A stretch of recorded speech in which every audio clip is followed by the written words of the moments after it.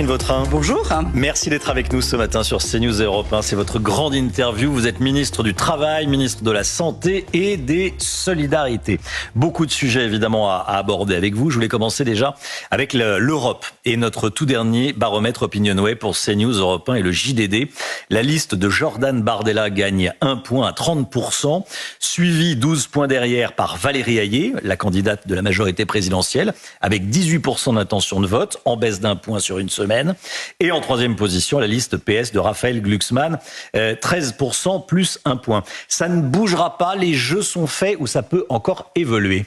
Vous savez, moi, je ne suis pas pronostiqueur, je suis une femme politique et mon enjeu, c'est de parler d'Europe.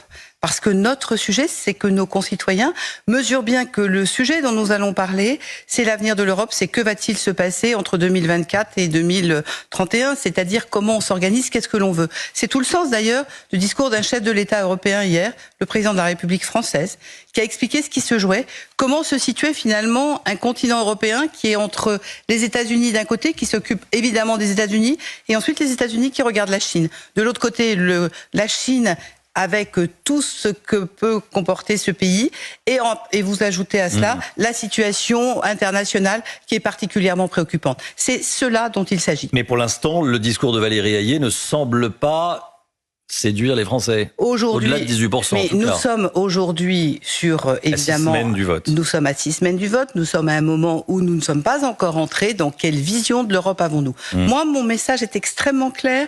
L'Europe est menacée. Et je crois que c'est la première fois que nous avons une élection où se joue l'avenir de l'Europe. Et c'est cela que je veux partager avec nos concitoyens. Quel modèle voulons-nous? Qu'est-ce que nous apporte l'Europe dans notre quotidien? Que serait l'agriculture sans l'Europe? Que serait la santé? Je suis ministre de la Santé. Rappelons-nous, c'est pas si vieux, le Covid. Comment avons-nous eu les vaccins? Grâce à l'Europe. Demain, comment on règle par exemple le sujet des maladies rares? C'est avec l'Europe. Donc vous le voyez, nous avons des sujets très concrets qui doivent entrer dans cette campagne plutôt que de savoir si X ou Y fait plus 1 ou moins 1. Parlons du fond, emmenons nos concitoyens vers le fond de la campagne. Catherine Vautrin, 2 agences de notation, Fitch et Moody's, pourraient dégrader la note de la France dans l'après-midi. On attend Standard & Poor's pour le mois de mai. Il faut dire que nos comptes publics sont dans le rouge vif. Est-ce que ça vous inquiète? Vous savez, effectivement, nos comptes publics sont dans une situation compliquée. On en connaît la raison. La raison, c'est que les recettes de l'exercice 23 n'ont pas été au rendez-vous en termes d'impôt sur les sociétés et même en termes de rentrée de TVA. À partir de là, le gouvernement a pris immédiatement ses responsabilités. On a baissé les dépenses comme dans n'importe quel ménage. Quand vous avez moins de recettes, vous baissez vos dépenses. Et ce qui est important à rappeler, c'est que ça a déjà été fait par cette majorité. Souvenez-vous la situation des comptes publics quand le président de la République a été élu en 2017. Souvenez-vous de la situation en 2018-19. La France a été capable de redresser ses comptes à ce moment-là. Il faut de nouveau être vigilant sur cette notion de moins recettes. Quand il y a moins de recettes, il y a moins de dépenses. Vous allez faire des économies dans les dépenses de santé et de solidarité? J'ai commencé par faire des économies dans les dépenses du budget travail. Sur 22 milliards de budget travail, effectivement, je dépenserai 1 milliard de moins cette année. Santé et solidarité, est-ce que vous allez faire des réductions de dépenses Au également? moment où je vous parle, quand nous regardons les économies qui ont été faites, nous n'avons pas touché au budget santé et solidarité. Après, il y a des sujets qu'il faut regarder et que nous regarderons. Je vais prendre un seul exemple. Oui. Les transports sanitaires, 5 milliards et demi par an de transports sanitaires. Je pense qu'on peut probablement, et j'ai d'ailleurs demandé une étude pour mesurer exactement quelles sont ces dépenses et regarder les marges de progrès que nous pouvons avoir sur un sujet comme celui-là. Vous vous rendez aujourd'hui, Catherine Vautrin, ministre de la Santé, au Conseil économique, social et environnemental ce matin pour la dernière session de la Convention citoyenne. Cette semaine, vous avez été auditionné par les membres de la commission parlementaire au sujet de ce projet de loi dit fin de vie. Déjà, vous défendez ce texte sans réserve ? Je défends l'équilibre de ce texte qui est extrêmement important. Ce texte a 2 parties majeures. La première, l'augmentation des soins palliatifs. L'augmentation des soins palliatifs, c'est de se dire qu'aujourd'hui en France, nous avons 380 000 personnes qui ont besoin de soins palliatifs. Seule 1 personne sur 2 peut aujourd'hui avoir des soins palliatifs. Et donc, le premier projet que nous avons mis en place à la demande du président de la République et sous l'autorité du Premier ministre, c'est un développement des soins palliatifs. Dès cette année, nous mettons 100 millions d'euros pour augmenter, c'est-à-dire créer des unités de soins palliatifs, permettre effectivement un autre sujet qui est celui de l'hospitalisation à domicile avec des soins palliatifs. Et c'est aussi la création d'une filière de soins palliatifs pour que l'ensemble des étudiants en médecine soient formés à la prise en charge de la douleur. La France doit avancer, elle a un retard sur le sujet. C'est le premier pan du texte. Il est très important de commencer par cela parce que le deuxième partie du texte, qui est l'accompagnement de l'aide à mourir, dépend de 5 conditions. La première, c'est être majeur. La deuxième, c'est résider en France ou être français. C'est ensuite être atteint d'une maladie grave, incurable, de souffrir de douleurs physiques et ou psychologiques, et surtout, autre point, avoir tout son discernement. Et pourquoi est-ce que je dis qu'il est très important de parler de soins palliatifs ? Parce que quand un patient pense rassembler l'ensemble des conditions que je viens de citer, qu'il demande à un médecin de bénéficier de soins de l'aide à mourir, la première chose qui va lui être proposée, ce sont des soins palliatifs. Donc encore faut-il qu'il y ait la capacité à proposer ces soins palliatifs.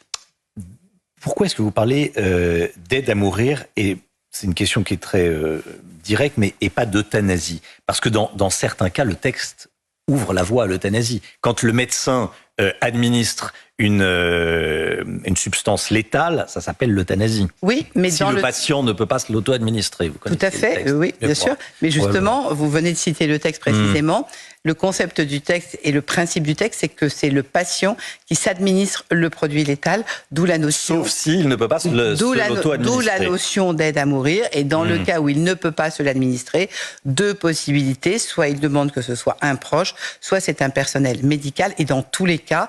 Et si c'est un personnel médical qui le fait, ça s'appelle l'euthanasie, on est bien d'accord. Sauf que on a le principe du texte, c'est d'abord, le cas général, c'est d'abord que ce soit le patient qui s'administre. Mais ce texte ouvre la voie à l'euthanasie. Ce texte ouvre la voie à un sujet vraiment dans une situation bien précise, je viens d'en rappeler les conditions. Oui. L'élément important, c'est également l'expertise médicale qui permet de déterminer si effectivement la situation de santé. Et c'est un point majeur parce que ce texte s'appelle fin de vie, mais pour aide à mourir pour des patients en fin de vie, je souhaite préciser cette notion de fin de vie qui est un état médical. En d'autres termes, cette situation peut concerner des gens qui sont malades et jeunes. Il ne faut pas lier la notion de fin de vie à une notion d'âge.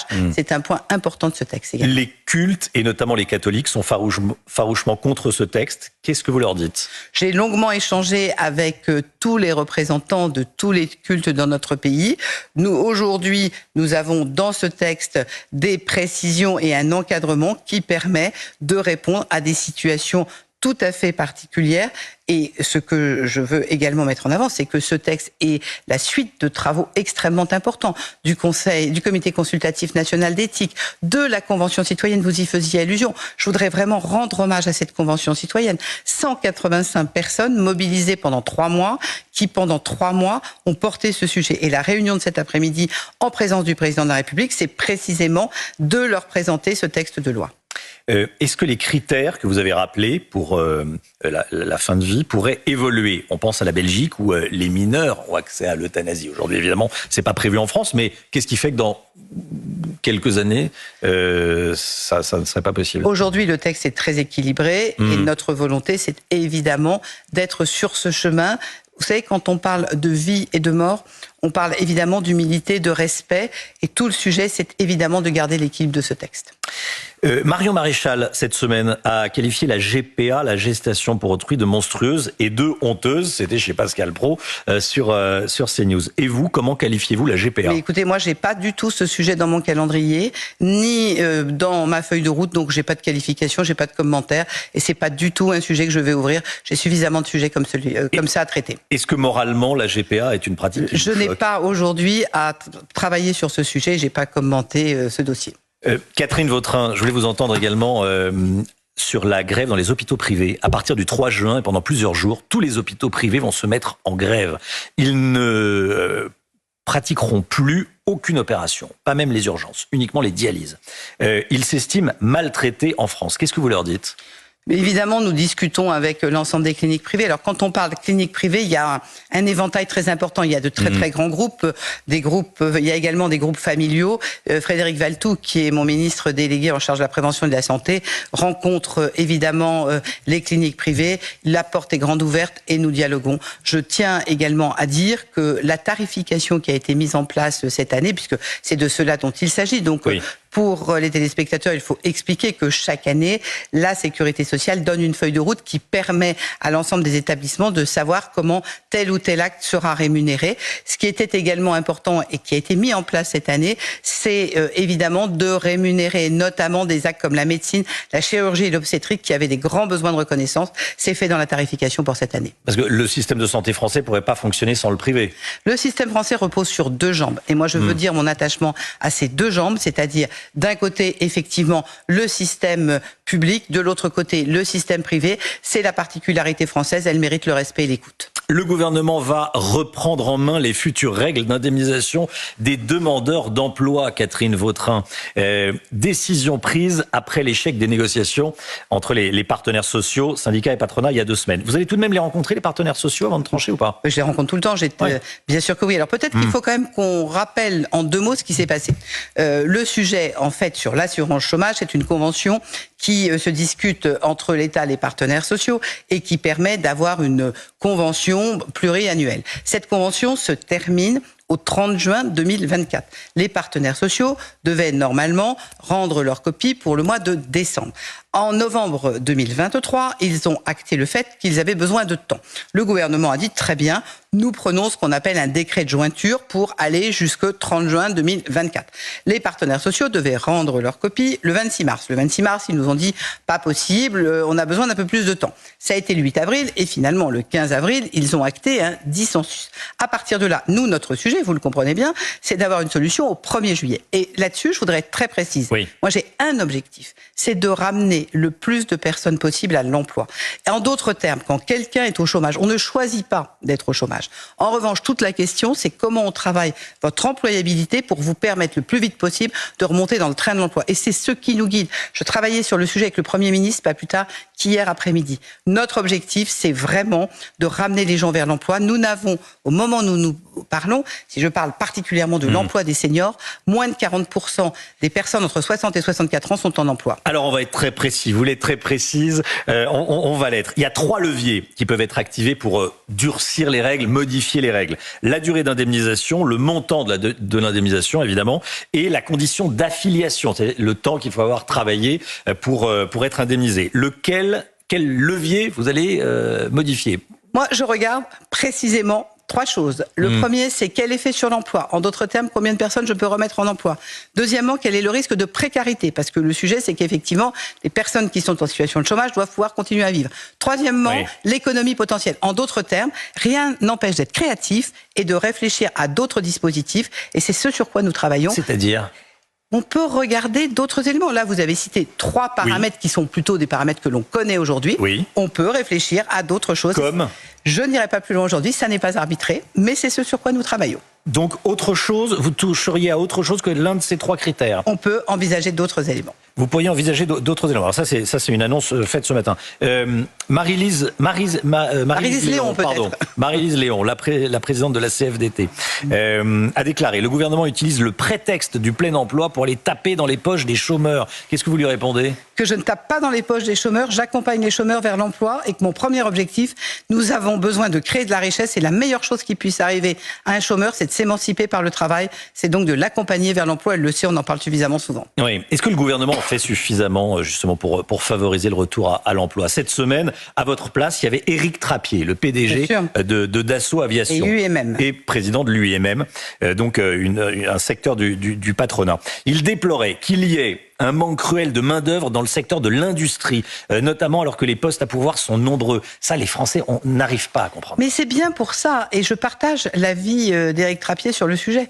Pour ça, on a plusieurs solutions. La première, nous avons avec Nicole Belloubet un haut commissaire à l'emploi. Son objectif, faire le tour des lycées, rencontrer les lycéens pour leur expliquer l'intérêt d'aller vers ces métiers. On a un premier sujet en France, le sujet de l'orientation.